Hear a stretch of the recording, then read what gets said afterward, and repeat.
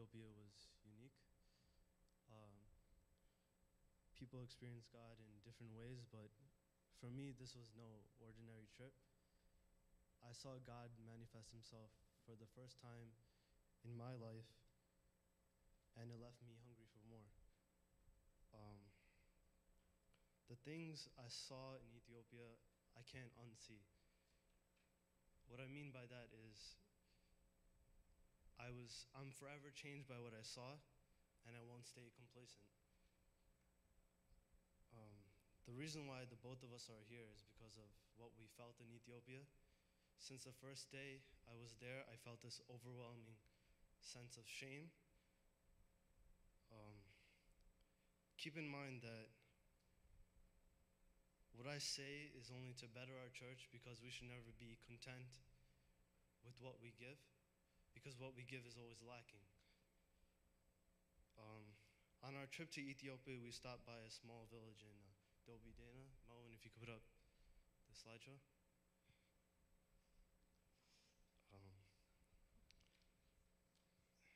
The focus of our testimony is on worship. The worship in this particular church was the closest thing I've ever seen to true worship. I'm not one to be easily stirred, but I couldn't believe the way they were worshiping. And true worship is complete and utter adoration for God, and that's what I experienced here. The first thing I noticed was the worship leader. If you can go to the next picture.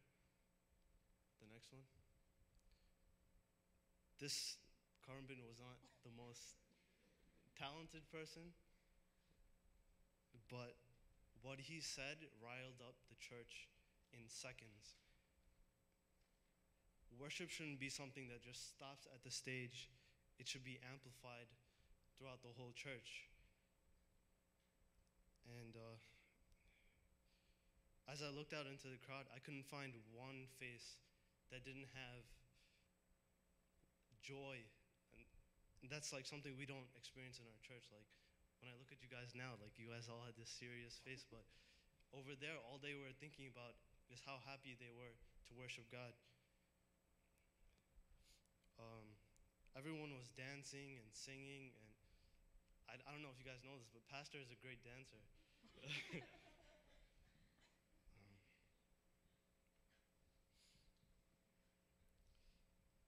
Like I said before, I felt so ashamed because what I give is nothing.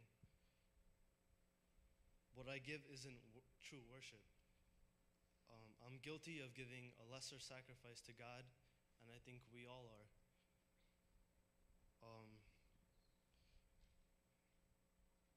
I hope you take what I say to heart. Cain and Abel both gave sacrifices to God, but God was only pleased with one. And at times I feel as though we have far too many singers in our church and too little worshipers in our church. You can't expect to have an encounter with God when you give such a poor sacrifice. We want God to be here. We want him to be pleased with what we give. So we should give more because he deserves more. It's about time that we take strides in our church to give better, because there's no room in this church for complacency. Okay, I agree with Shawn. Spiritually, one of the biggest lessons I learned about was worship. And I think that the question I get from everyone when I come back is, were your expectations fulfilled? And I would have to say no, they weren't. Everything that I expected to happen didn't happen. But I would say that God is faithful in that he taught me things and I experienced things that I did not expect to learn, but I needed to. And one of those things was about worship. And like Shawn said, the first village we went to was a church in Dobidena. And if you can see there, the walls are made of horse dung. It's a mixture of horse dung and mud and sticks. And that's how little they had. And I remember I was sitting next to Irene and I said, these people have so little, and look at the way that they worship, because their worship was the most vibrant, joyful worship I've ever seen. And it was wholehearted, is how I would describe it. And I remember at one of the missions review meetings, someone said, people who have nothing worship like they have everything.